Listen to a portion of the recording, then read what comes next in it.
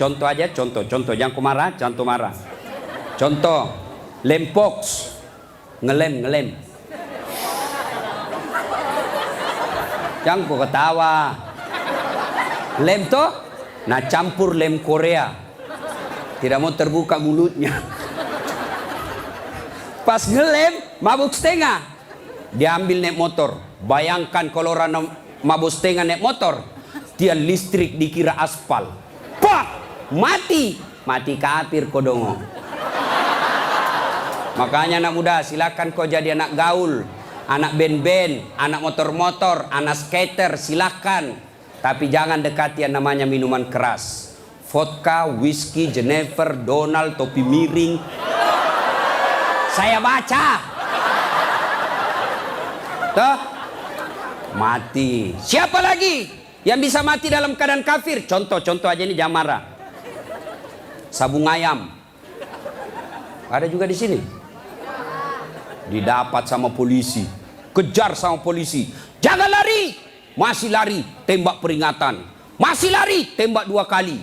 Masih lari, tembak 3 kali. Akhirnya tembak kakinya. Tembak kakinya, kepalanya dikena. Saya tanya temanku ya polisi, bagaimana caranya kakinya kok tembak kok kepalanya dikena? Dia bilang soalnya waktu tembak dia jongkok. Oh, pantas. Ini jangan kau musuhi polisi, cowok. Oi, kau kira enak kalau hidupmu tidak ada polisi di Indonesia? Hah? Rumahmu dirampok, istrimu dibunuh, anak gadismu diperkosa, hartamu dijara, kau datang ke polisi. Tolong polisi, tegakkan hukum, cari pelakunya. Apa kata polisi? Mohon maaf, baru saja polsek bubar. Jangan ketawa, saya serius ini. Toh, pun kalau ada polisi yang minta-minta uang di jalan, biar anak SMP diminta juga uangnya, itu bukan polisi Indonesia, polisi film India. Itu film India kan 3 jam, nanti habis film baru dia datang.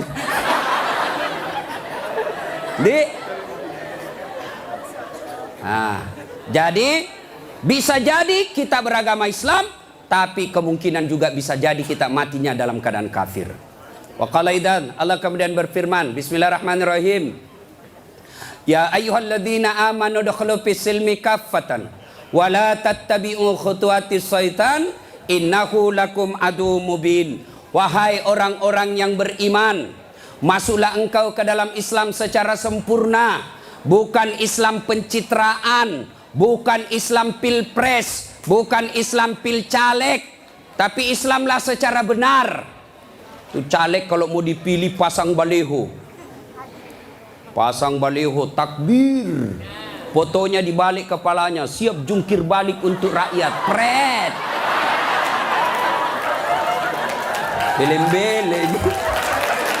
Tidak. Islamlah secara benar. Wala tattabi'u khutuwatis syaitan. Dan janganlah engkau ikuti langkah-langkah setan, karena sesungguhnya setan itu musuh yang nyata bagi kalian. Musuh kalian bukan ulama, musuh kalian bukan ustadz, musuh kalian bukan tentara, musuh kalian bukan polisi, musuh kalian bukan mahasiswa, musuh kalian adalah setan, dan setan itu musuh yang nyata bagi kalian. Kalau saya ceramah seperti ini, ada enggak setan di tengah-tengah kita? Ada. Orang ceramah masa ada setan? Ada, setannya bukan pocong. Tapi apa setan yang ada di tengah-tengah kita? Bentuknya handphone. Apa ibu? Orang sudah ceramah masih sibuk juga. Sudah 55 umurnya siaran langsung juga.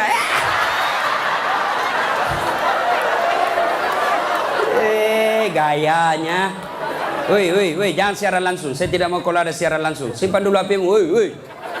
Ibu-ibu yang pegang HP selama saya ceramah, saya doakan suaminya kawin lagi. Simpan dulu HP-mu.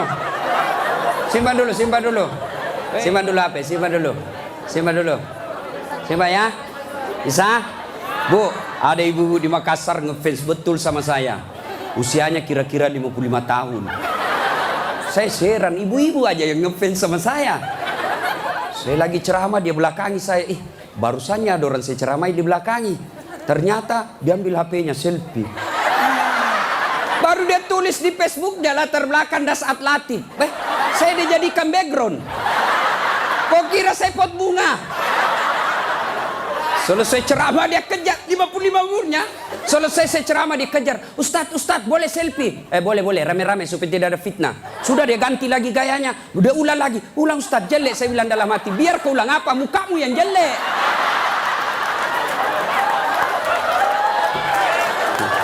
Selesai selfie, langsung dia bilang, Ustadz boleh cium? Hah? Haram, nggak boleh. Nggak nafsu Ustadz, cari barakah. Haram. Coba kau masih muda. Nakal. Simpan dulu HP ya, simpan dulu ya. Bu, bisa? Nah, wa qala idzan, Allah kemudian berfirman, Bismillahirrahmanirrahim. Innallaha wa malaikatahu yusalluna ala nabi. Ya ayyuhalladzina amanu sallu alaihi wa sallimu taslima. Sesungguhnya Allah dan para malaikatnya bersalawat kepada Rasulullah Muhammad sallallahu alaihi wasallam. Maka wahai orang-orang yang beriman, bersalawatlah kalian kepada Rasulullah dengan sebaik-baik solawat. Saya mau dengar mana lebih kencang suaranya, ibu-ibu dengan bapak-bapak. Kita tanding malam ini, siap? Siap? Nah, yuk cowok-cowok, terutama ini cowok jomblo fisabilillah. Nah, kau diam dulu, kita dengar dulu ini ibu-ibu salawat ya. Ayo Bu, ayo bareng-bareng Bu. Salatullah salamullah ala toha Rasulillah. Salatullah salamullah ala yasin. Alhamdulillah. Ini bukan kencang, ini namanya syahdu. Suara begini yang kasih nafsu laki-laki. Makanya cewek, kalau kau ditelepon cowok, jangan kau kasih syahdu suaramu. Assalamualaikum, waalaikumsalam. Bagaimana orang tak nafsu sama kau? Lagi di mana dek? Di rumah aja kak. Kau tegas dong. Sebagai cewek muslimah, jangan kau mendayu-dayu. Assalamualaikum, waalaikumsalam. Lagi di mana? Di rumah. Ngapain? Apa tanya-tanya? Berhenti. Ini waalaikumsalam. Ibu-ibu diam, kita dengar ini cowok-cowok. Ayo, cowok, jangan mempermalukan jenis kelamin. Ayo. Ayo. Diam ya, diam. Kita dengar ini cowok. Yuk. Salatu Allah ala toha Rasulillah. Salatullah salamullah ala yasin. Masya Allah. Terima kasih. Sudah bi bos. Overdosis kok. Kita diam semua. Kita dengar ini di atas. Ayo, duduk ngambil gaya lo. Ya, ayo bareng-bareng, yuk. Love it. Ini mau poligami, pret.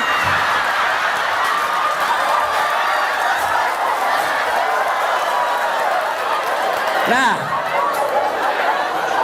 ayo bareng-bareng semua, yuk. Salatullah salamullah ala toha Rasulillah.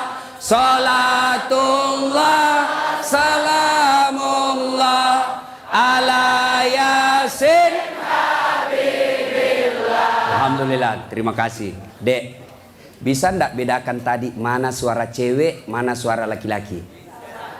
Bisa. Kenapa bisa? Karena Allah kasih kita telinga yang lengkap sensor pembedanya.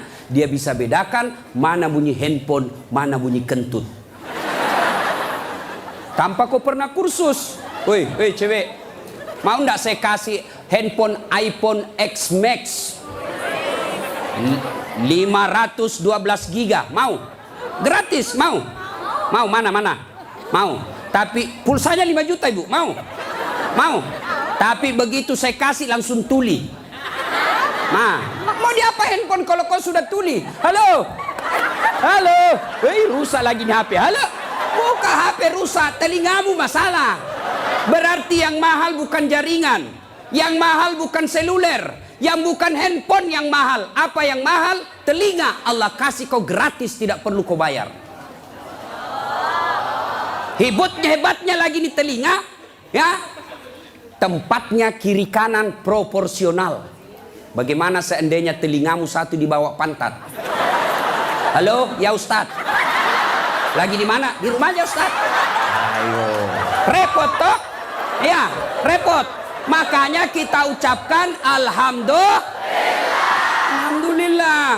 Woi, cowok. Woi. Mau saya kasih ini kamera, mahal ini kalau dikumpul semua, ratusan juta ini. Saya mengajar mata kuliah fotografi di UNAS. Nih, ya. Kalau kau mau ngambil gambar, kau harus tahu berapa megapiksel kekuatan kamera kamu. Kau harus tahu berapa kekuatan cahaya di tempat itu. Kau harus tahu berapa kecepatan angin ketika ada kau ambil gambar. Kau harus tahu berapa jarak dari matamu dengan objek yang kau akan ambil. Apa ini kamera yang mahal? Bukan. Apa yang mahal? Mata. Allah kasih kau gratis, tidak perlu kau bayar. Hebatnya lagi di mata, begitu kau buka otomatis autofokus.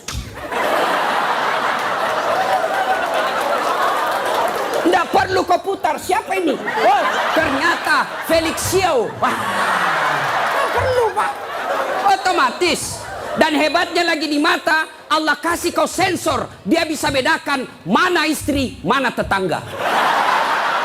Coba bayangkan, seandainya tidak bisa dibedakan, tertukar istrimu. Kenapa malam minggu lain-lain rasanya ini? Ternyata Satpol PP. Makanya kita ucapkan alhamdulillah. Alhamdulillah. Bos, saya mengajar mata kuliah public speaking. Nah, praktikumnya itu pidato di depan saya.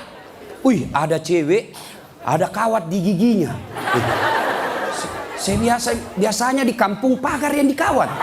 Ini giginya dikawat. Saya tanya, apa namanya itu, Dek? Dia bilang behel. Oh. Lidah Sulawesi ini, Bos.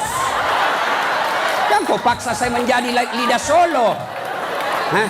Mahal itu, Dek. Ini 20 juta. Wih, 1 kali umroh. Disimpan di giginya. Saya tanya, sini kau dulu cewek. Kau kira itu behelmu yang mahal? Bukan, tapi apa? Gigi. Biar kau mau pasang behel harga 100 juta, ndak ada gigimu, apa kau mau kawat? Ayo, berarti yang mahal gigi. Hebatnya lagi di gigi, tumbuh dan panjangnya dibatasi. Pernah ndak kau bayangkan bagaimana seandainya gigimu tumbuh seperti rambut? Saya yakin Dude Herlino ndak akan main sinetron kalau sudah keluar giginya. Nggak ada yang mau nonton. Makanya kita ucapkan alhamdulillah.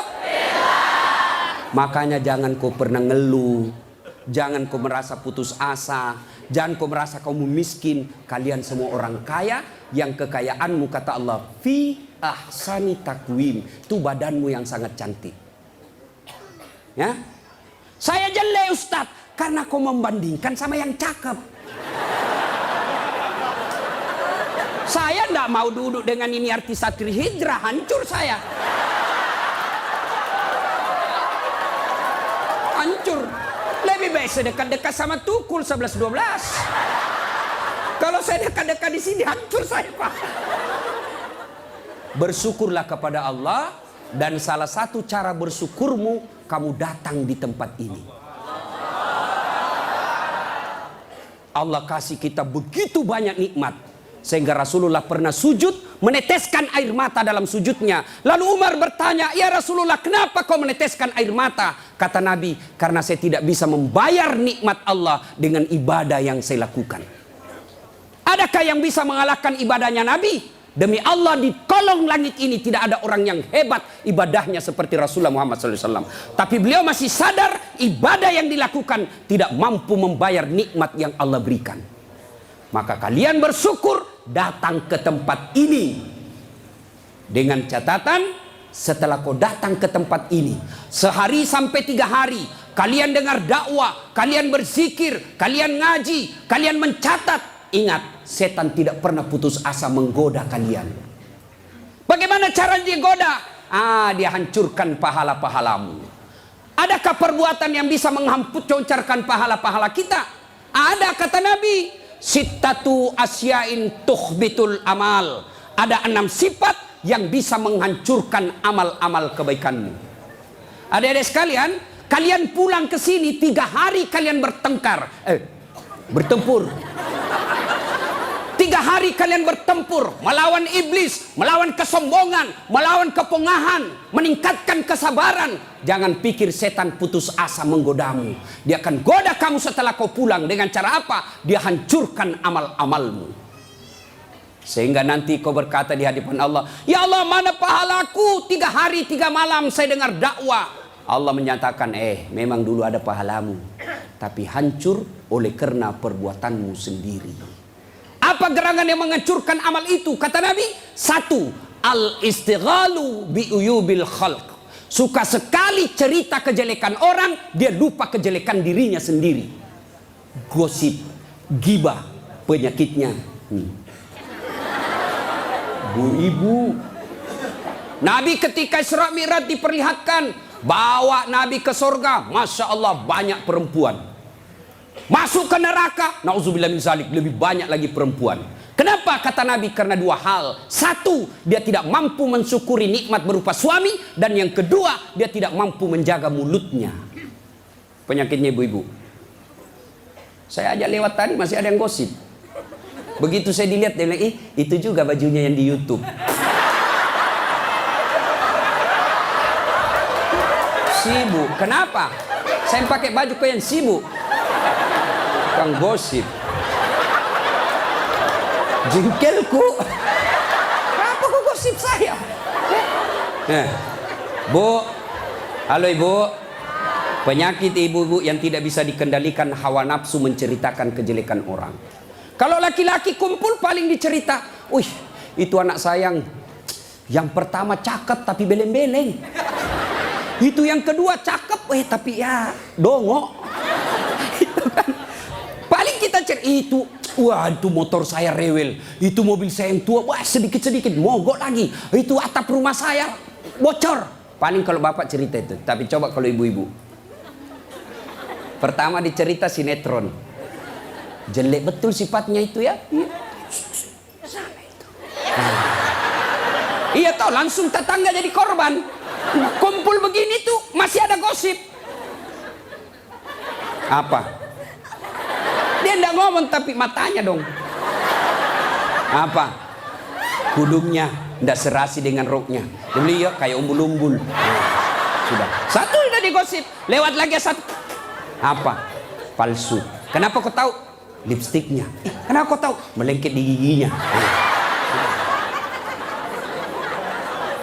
Coba ya. Ayo, adik-adik. Ya. Nah, maka saya heran sebagai anak bangsa, kok kita dituduh orang Islam selalu menyebarkan fitnah. Islam sangat membenci fitnah sehingga Nabi mengatakan, al fitnatu asaddu minal qatl. Fitnah itu lebih kejam daripada membunuh. Jadi pemain buser, apakah namanya itu? Cocok nih. Baser, apakah itu? Yang suka cari-cari duit dari menyebarkan fitnah. Hah? Yo itu baser. Hah? Manalah. Tidak adalah kita orang Islam. Suatu kali Nabi menyampaikan, barang siapa yang mengucapkan 2 kali syahadat, diyakini sampai mati pasti masuk surga. Abu Hurairah senang dengar ini. Lalu Abu Hurairah berlari-lari kecil menuju ke pasar. Dengan tujuan apa? Dia mau menyampaikan berita gembira ini. Lalu didapat oleh Umar. Abu Hurairah, kau mau gimana buru-buru? Saya mau menyampaikan berita penting. Apa itu? Barusan saja saya dengar menyampaikan Nabi, siapa yang syahadat, yakin sampai mati, pasti masuk surga. Umar berkata, betul kok Nabi bilang begitu? Betul. Saya tidak percaya. Ayo kita datang ke sumber. Dalam teori komunikasi inilah disebut check and recheck. Datanglah Umar klarifikasi ke sumber berita Rasulullah. Ya Rasulullah, katanya Anda mengucapkan siapa yang syahadat, yakin sampai mati, pasti masuk surga. Apa betul berita seperti itu ya Rasul? Nabi katakan betul. Tapi ya Rasulullah, ada apa? Ini Abu Hurairah, dia mengumumkan di pasar. Terus saya khawatir nanti disalahpahami umat kita. Biar tidak sholat yang penting syahadat masuk surga. Biar judi yang penting syahadat masuk surga. Biar zina yang penting syahadat masuk surga. Saya salah paham nanti orang, saya khawatir hadis ini dipahami dengan salah. Lalu Nabi katakan, oke, jangan kau sampaikan ini halal umum, karena dia bisa mengganggu kemaslahatan umat. Itulah sebabnya kita kenal dalam Islam, likulli makam makal, walikulli makal makam. Setiap ada ucapan, ada tempat yang cocok untuk ucapan itu, dan setiap tempat ada ucapan yang cocok untuk tempat itu. Maka ibu-ibu harus bijaksana memegang WhatsApp, harus bijaksana memegang medsos. Kenapa? Karena jika ibu salah menempatkan medsos itu, maka ibu bisa berujung pada penjara. Dua, yang bisa menghancurkan amal kebaikan kita. Apa itu kata Nabi? Hubbud dunia, terlalu cinta kepada dunia. Cinta dunia boleh, cinta dunia boleh. Mana yang tidak boleh? Terlalu cinta kepada dunia. Nah ibu, yuk. Salatullah ala toha Rasulillah. Salatullah ala yasin habibillah. Cinta dunia. Mana cinta dunia? Satu, menganggap enteng ibadah. Hayya 'alas shalah. Sebentar, masih panjang waktu duhur. Ini kan sampai jam 3. Cinta dunia. Mana lagi cinta dunia? Ini paling banyak cewek. Mukanya dia tidak terima dengan ikhlas. Mukanya dikira tembok, coklat, biru, abu-abu, krem. Sekarang cewek kan banyak palsu. Bulu matanya panjang, palsu. Matanya biru, palsu. Bibirnya merah, palsu. Pantatnya gabus, palsu. Itu terlalu cinta dunia. Perempuan kan sekarang bingung saya lihat. Rambutnya panjang, mau dikasih keriting. Yang keriting rambutnya dia kasih lurus. Ya kan? Allah sudah kasih yang baik, dia tidak syukuri. Begitu mulai putih rambutnya, stres, dia kasih semer. Kena matamu, tidak. Karena waktu yang sangat terbatas. Yang ketiga, apalagi yang bisa menghancurkan amal ibadah kita? Qillatul haya, kurang rasa malu. Oh, ini banyak di Indonesia. Anggota DPR malu dong, sudah digaji oleh rakyat, uang rakyat, kalian tidur saja. Dedek, pernah dengar cerita anggota DPR di akhirat? Hah? Jadi anggota DPR kan ada penghafal Quran, masuk dalam surga. Begitu masuk dalam surga dilihat, kok banyak anggota DPR di sini? Di negara aku banyak di OTT karena korupsi. Dia pergi protes sama malaikat penjaga surga. Malaikat, kenapa banyak ini masuk anggota dewan dalam surga? Di negara saya banyak yang korupsi. Dia bilang anggota penjaga surga, dah sok ribut. Kenapa? Dia cuma reses. Sebentar lagi pulang ke tempat asalnya.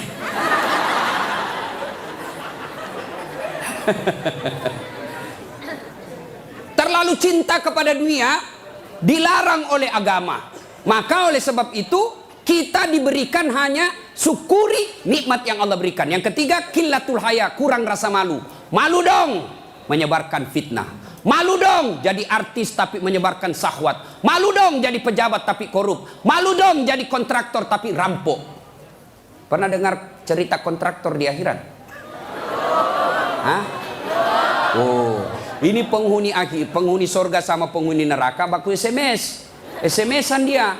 Bilang penghuni surga, "Mas bro, bagaimana kabarmu di situ?" "Bah, enggak ada enak di sini. Di blender terus kita di sini. Enggak ada jam istirahat." "Kau di situ bagaimana kabarmu di surga?" "Masya Allah, enak betul. 1 laki-laki 7 bidadari." Bayangkan Pak, 7. Dan itu bidadari tidak pernah kentut. Seperti istri kita di rumah 7 kali kentut 1 hari. Tidak pernah kentut. Perawan terus. 7 bidadari. Sampai jam berapa?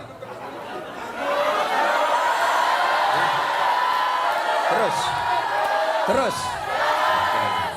Lalu kata penghuni surga, wah enak betul di sini.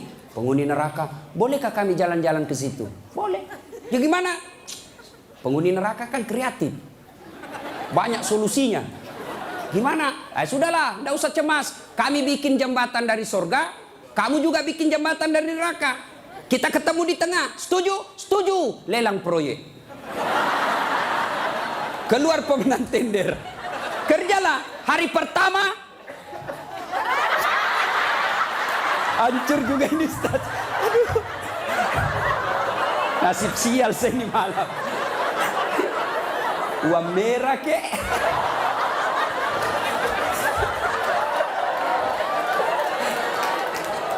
Jauh-jauh dari Sulawesi 10.000.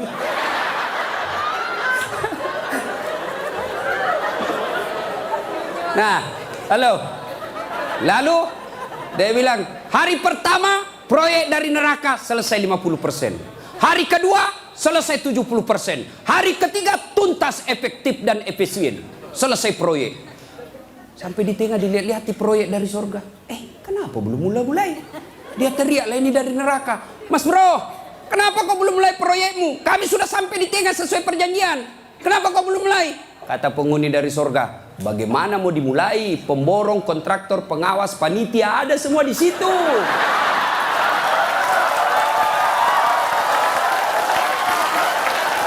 Di sini penghafal Quran aja di sini. Nggak tahu itu proyek, salah-salah kalkulatornya. Ya, cinta dunia, ya, kurang rasa malu. Mana lagi yang kurang rasa malu? Kalian cewek. Ayo, ibu-ibu hadir di sini, alhamdulillah. Tapi tolong yang paling banyak kurang rasa malunya sekarang perempuan. Mulai dari cara berpakaiannya. Kata Nabi, suatu waktu nanti perempuan berpakaian tapi telanjang dan mereka menyukainya. Berpakaian tapi telanjang dan anehnya mereka suka. Mana disebut berpakaian tapi telanjang? Lihatlah sekarang. Saya selalu istilahkan, lebih susah lihat paha ayam kampung daripada paha cewek. Yang ketawa, saya serius ini. Coba lihat paha ayam kampung. Bapak harus kembali kampung dulu. Namanya ayam kampung, jadi kita harus kampung dulu. Iya toh? Sampai di kampung, kau sudah lihat pahanya ayam? Tidak. Kau beli dulu 100.000. Sudah kau beli, sudah kau lihat pahanya? Belum. Kau kejar dulu 1 jam. Begitu kau mau tangkap, dia terbang. 1 jam dikejar, baru tangkap. Sudah kau tangkap, sudah lihat pahanya? Belum. Kau potong dulu dengan ucapan Bismillahirrahmanirrahim. Sudah kau potong, sudah lihat pahanya? Belum. Kau rebus dulu 15 menit air panas. Sudah kau rebus, sudah lihat pahanya? Belum. Baru dicabut. Baru kelihatan pahanya putih mulus. Balik kampung, kau keluar 100.000, kau kejar 1 jam, kau potong dengan kalimat basmalah, kau rendam 15 menit air panas, baru lihat pahanya yang putih. Ayam kampung. Tapi coba lihat cewek, kau berdiri saja di pinggir jalan, 15 menit, 10 pasang paha cewek gratis. Bahkan kadang-kala boleh dicolek. Makanya cewek, mari kita kerjasama. Kami laki-laki jaga mata, tapi tolong Anda cewek jaga akhlak. Biar kami setengah mati jaga mata, kalau kalian gentayangan habis amal kami.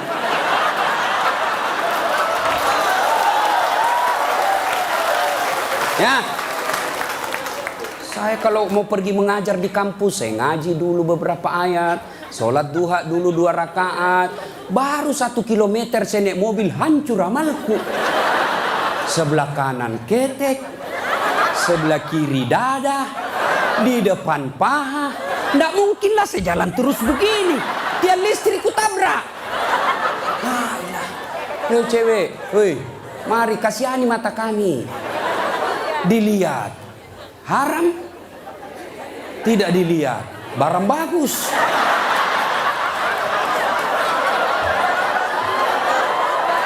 Hei, oke, sekarang banyak perempuan kurang rasa malunya. Dulu. Kalau ada perempuan hamil di luar nikah, dibuang dari kampungnya. Keluar kau menyebarkan aib. Itu dulu. Dulu perempuan meskipun belum pakai jilbab, tapi dia jaga harga dirinya. Saya zaman SMA kan belum ada jilbab.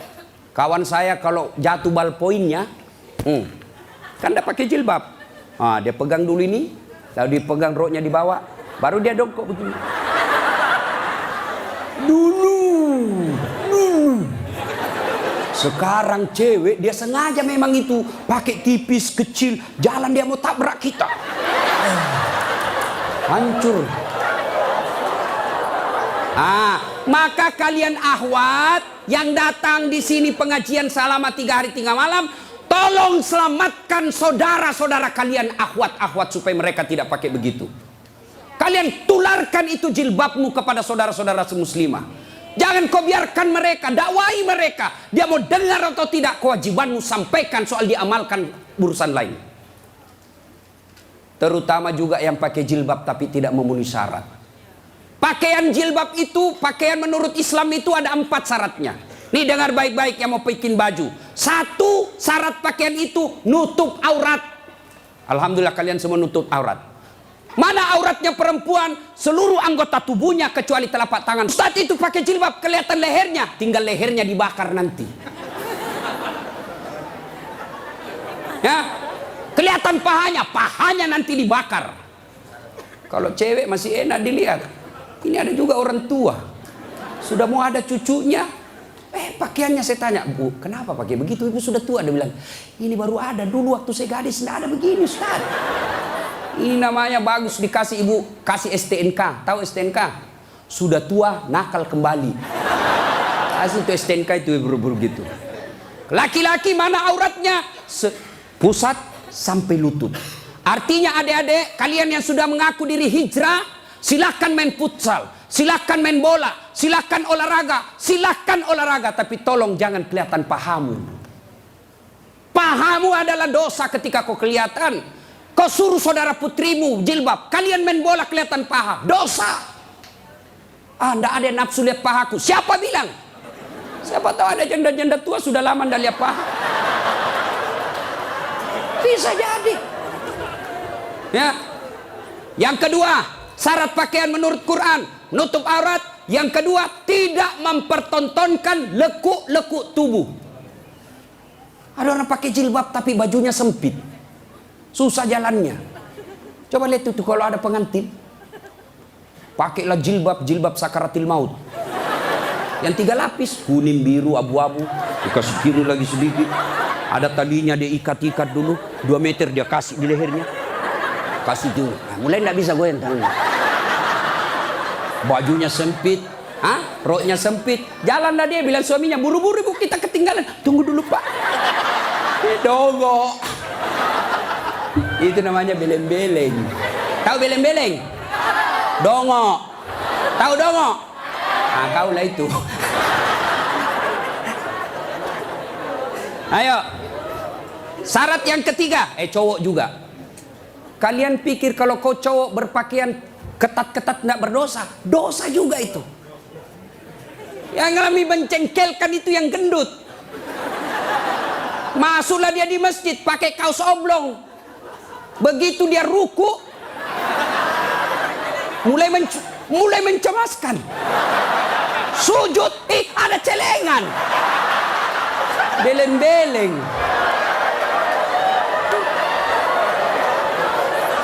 Nah, yang ketiga, syarat pakaian yang ketiga, saya ulang, tutup aurat, tidak mempertontonkan lekuk-lekuk tubuh. Yang ketiga, pantas. Apa maksudnya? Kalau saya alumni apalagi Muslim United, saya alumninya, 3 hari 3 malam saya dengar dakwah, maka sebaiknya pantas tidak saya berpakaian begini. Saya pengurus remaja masjid, pantas tidak saya berpakaian begini. Saya muslim terhormat, pantas tidak berpakaian begini. Saya pejabat, pantas tidak saya berpakaian begini. Saya muslimah, pantas tidak berpakaian begini. Tanya kepantasannya. Itulah sebabnya agama Islam mengajarkan ketika kau berpakaian, tanya, yuk pantas tidak pakaian begitu. Dan ini pakaian ternyata menyelamatkan kita dari dosa. Mana buktinya? Saya kemana-mana saya pakai begini. Cuma kadang-kala dia gosip saya itu pegawai bank. Kan saya mana-mana pakai sarung. Saya masuk nabung, ada pegawai apa sih itu yang namanya terima duit? Teller. Hah? Iya teller. Dia gosip. Dia apa? Salah masuk. Dia kira masjid. Dia kira saya masuk masjid, saya pakai sarung. Saya dengarlah saya, kenapa? Saya pakai sarung koin sibuk. Nggak jadi saya nabung, pulang saya. Orang kalau pakai muslim begini, baju koko, gamis, insya Allah terpelihara dari dosa. Saya jalan tiba-tiba di mall banyak cewek cantik, nggak mungkin saya lihat. Kenapa? Saya malu. Masa Ustadz lihat yang cantik?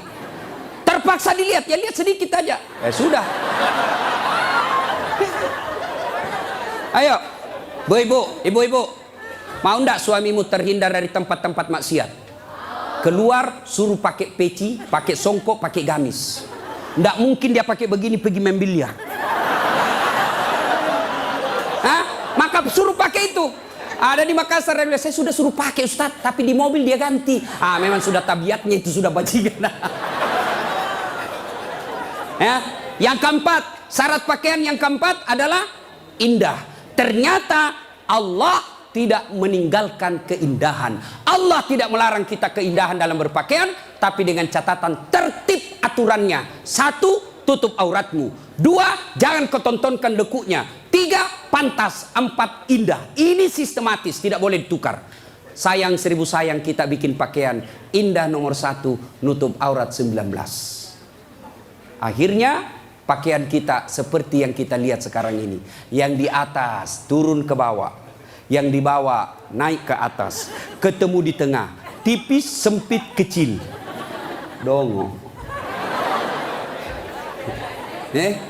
Nah, qillatul haya, kurang rasa malu. Yang keempat, yang bisa menghancurkan amal kebaikanmu kata Nabi, qaswatul qalbi. Apa itu?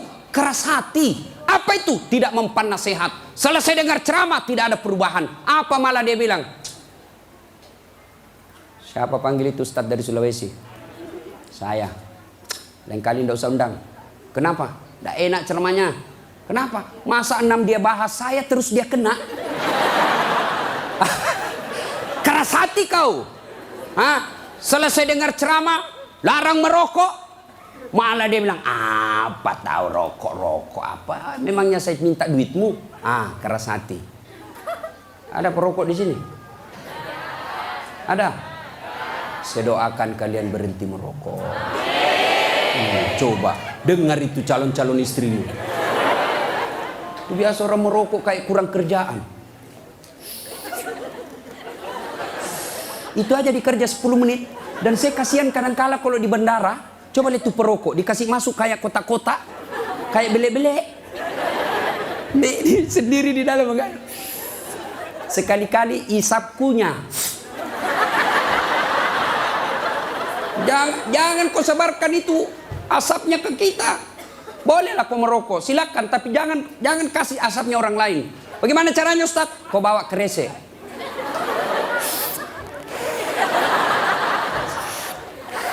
Itu bebas polusi. Ibu-ibu setuju enggak suaminya berhenti merokok? Kalian membenci 9 naga. Kalian membenci mereka-mereka itu. Tapi kalian beli rokoknya. Kalau kalian mau hancurkan mereka, berhenti kau merokok. Lebih baik itu rokokmu anak muda, kau tabung, lamar cewekmu. Kau juga cewek, jangan terlalu lama mau dipacari. Ini pacaran Islami Ustaz, pret. Pacaran syar'i. Mana ada pacaran syar'i cilaka? Dengar ini cewek. Kau sudah 2 tahun dipacari tidak dilamar-lamar, berhenti kau. Kasih tahu itu cowokmu. Motor aja dicicil 1 tahun sudah lunas. Kamu sudah 2 tahun dipacari tidak dilamar-lamar. Modal 10.000. Roti 1. Teh botol 1, autan 2. Modal 10.000 malam minggu. Qaswatul qalbi, keras hati, tidak mempan nasihat. Mereka yang selesai dengar dakwah tapi tidak ada perubahan, itu yang disindir oleh Allah. Wa thawaun alaihim A'anzartahum la yu'minun. Kau sampaikan ayat Allah atau tidak, kau ceramai atau tidak, sama saja mereka tidak akan beriman. Keras hati, habis amalmu. Yang kelima, penghancur amal, tulul amal. Apa itu? Panjang angan-angan alias malas. Dan yang keenam, wadzalimun la yantahi. Perbuatan zalim yang tidak bisa dihentikan. Zalim kepada Allah, tidak sholat. Puncak kesaliman kepada Allah, tidak sholat. Ada yang malas sholat di sini? Ada? Hei adik-adik, mau jadi direktur, mau jadi pegawai, mau punya rumah yang mewah, gampang, perbaiki sholatmu. Kecil buat Allah kasih kau mobil, kecil buat Allah kasih kau rumah yang mewah. Allah cuma minta sempurnakan sholatmu. Ada di sini yang tidak ada masalah? Ada? Ini malah muka-muka penuh masalah semua ini. Ayo, mana ada manusia tidak ada masalahnya? Istri cantik, kau kira bukan masalah? Masalah digoda orang, apalagi kalau suaminya jelek, lebih masalah lagi. Berarti bagus kalau istri jelek. Istri jelek dihina orang, kita lagi yang malu jalan sama dia. Duluan aja dek, nanti kita ketemu di gedung. Sampai deket tuh tidak muncul-muncul suaminya. Mana kau bang? Tidak jadi, saya mencret. Istri jelek masalah, istri cantik masalah. Mana ada orang tidak ada masalahnya? Kita kuliah apa masalah? Mau sarjana. Sudah sarjana selesai masalahmu? Tidak, mau punya kerja. Sudah punya kerja selesai masalahmu? Muncul masalah baru. Apa? Mau jadi kepala dinas. Sudah kepala dinas selesai masalahnya, muncul masalah besar lagi, mau jadi sekda. Sudah jadi sekda selesai masalahnya, belum, mau jadi wali kota. Sudah jadi wali kota, mau 2 periode. Mau 2 periode baru dongo. Beleng-beleng. Kau salah, kenapa kau suruh pilih dongo? Mau kau? Ayo, tidak ada orang tidak ada masalah. Ya. Maka Allah tidak mengatakan, hei Das'at, ada masalahmu, kau puasa dulu. Tidak. Hei Das'at, ada masalahmu, kau jadi dokter dulu, kau jadi insinyur dulu, kau kaya dulu, kau anggota DPR dulu. Allah tidak menyatakan itu. Allah cuma minta 2. Ista'inu bisawri wassalat. Sabar, perbaiki solatmu, saya yang selesaikan masalahmu. Itu janji Allah, bukan janji caleg. Kalau caleg mau dipilih, dibagi-baginya kartu namanya. Pilih saya, pilih saya. Ada masalahmu, telepon saya 24 jam. Begitu terpilih, dia ganti nomor HP-nya. Allah janji, pasti Allah tepati. Allah cuma minta, ada masalahmu cewek, kau risau soal jodoh, yuk perbaiki solatmu. Hei cowok, ada masalahmu, kau sudah sarjana, tidak dapat kerja, yuk sempurnakan solatmu. Saya sudah solat Ustaz. Betul kau solat tapi tidak ikhlas. Hayya 'alas shalah. Asar lagi. Barusan duhur, kau tidak ikhlas. Saya sudah solat Ustaz. Betul kau solat tapi main-main. Mana buktinya? Allahu Akbar. Alaikum. Ya kana mulian. Suratul ladina. Kau ketawa karena kau bayangkan dirimu. Siapa yang ngajar kau sholat begitu? Sampai ada yang tanya saya ibu-ibu, Ustaz boleh enggak sholat? Panas Ustaz di rumah, enggak ada AC, enggak ada kipas. Sholat duhur boleh enggak tidak pakai BH? Boleh, tapi kau tidak beradab namanya. Boleh. Bayangkan kalau kau ruku. Yang ketawa cowok, ini barengan laki-laki perempuan. Boleh, tapi tidak beradab namanya. Itu kau tidak ikhlas. Saya sholat Ustaz, betul kau sholat. Tapi sholatmu ya tidak seperlunya. Ayo sholat Allah.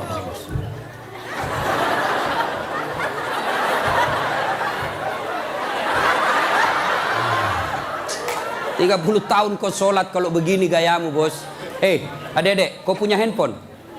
Ibu-ibu punya handphone? Waktu beli handphone itu ada buku pedoman kan? Iya. Dan di situ dicatat merah tebal buku pedoman petunjuk pemakaian handphone. Dicatat besar-besar, catatan penting, baca buku pedoman ini sebelum penggunaan handphone. Handphone aja kau pakai itu belum tentu untuk kebaikan, ada buku pedoman penggunaannya. Sholat kalian yang pakai 5 kali sehari semalam paling sedikit, lalu kenapa kau tidak pernah buka buku pedoman sholatmu? Ya, nah, maka bu bapak perbaiki saja sholat, insya Allah selesai masalahmu. Ya? Zolim, zolimun la yantahi, perbuatan zolim yang tidak bisa dihentikan kepada Allah. Yang kedua, zolim kepada jenis kedua, zolim kepada sesama manusia. Tidak usah zolim kepada tetangga. Ibu-ibu zolim kepada suaminya. Mana ibu-ibu zolim kepada suaminya? Suaminya dijadikan tahanan kota. Baru keluar 1 jam ditelepon, di mana kau pak? Di mana kau? Keluar kau, pulang kau. Bagaimana kita tidak cepat mati? Kita keluar kau cari, sampai di rumah kau maki-maki, baik kalau kau cantik. Berat badan makin nambah. Duduk makan canggoma. Nonton sinetron ngangkat ketek sambil menguap. Kita di jalan semua harum cewek-cewek, sampai di rumah la haula wala quwwata illa billah. Suami zalim kepada istrinya. Contohlah Rasulullah, ya. Rasulullah itu sangat romantis. Maka orang yang zalim kepada Allah adalah tidak menunaikan kewajibannya kepada Allah. Zalim kepada sesama manusia, hak-haknya orang dia serobot. Dan yang ketiga, zalim kepada diri sendiri. Apa zalim kepada diri sendiri? Dia sudah tahu maksiat, tapi dia tetap lakukan. Maka menghindari semua itu, kita hadir di tempat ini sebagai wujud kita cinta kepada Allah. Mudah-mudahan kesalahan-kesalahan kita diampuni oleh Allah Subhanahu wa taala. Banyak yang ingin kita sampaikan, tapi waktu jualah yang membatasi kita. Insya Allah lain waktu dan kesempatan kita akan lanjutkan. Kalau masih mau dengar ceramah saya, gampang. Gimana caranya Ustadz? Ambil handphonemu, buka YouTube, tulis nama saya Das'at Latif. Keluarlah ceramah saya ratusan. Sudah itu jangan lupa kasih tanda begini. Yang ketawa saya serius ini bos. Yang kau kasih begini. Kalau kasih begini deh cari kau malaikat pencabut nyawa. Masa ceramah kau kasih begini? Dah enak perasaan kau lihat ceramah mata kasih begini bos. Kalau kau tidak senang ya sudah, tidak usah komentar. Nah, cuma cepat habis kota, 1 jam habis menguras kota. Maka saya sediakan ceramah yang tidak menguras kota. Gimana caranya? Follow saya di Instagram. Das'at Latif 1212. Das'at Latif 1212. Sudah ku follow Ustaz, tidak mau terputar ceramahmu. Hakul yakin dada datamu. Kau beli kota dulu ya. Nah, sudah ibu bapak, mudah-mudahan ada manfaat. Sebelum kita akhiri, mari kita kirimkan suratul Fatihah kepada Rasulullah Muhammad SAW. Khasiat dan keutamaannya kita ikhlaskan untuk mereka yang merintis pembangunan masjid ini. Yang terkenallah masjid ini seluruh jagat Indonesia. Masjid ini adalah masjid pergerakan umat Islam di Yogyakarta. Mari kita doakan. Mudah-mudahan orang-orang yang berpartisipasi dalam pembangunan masjid ini dan pelaksanaan acara ini, Allah mudahkan hidupnya, Allah balas segala kebaikannya, Allah angkat derajatnya, dan jika kelak menghadap kepada Allah, Allah hadapkan dalam iman dan Islam. Al-Fatihah. Bismillahirrahmanirrahim.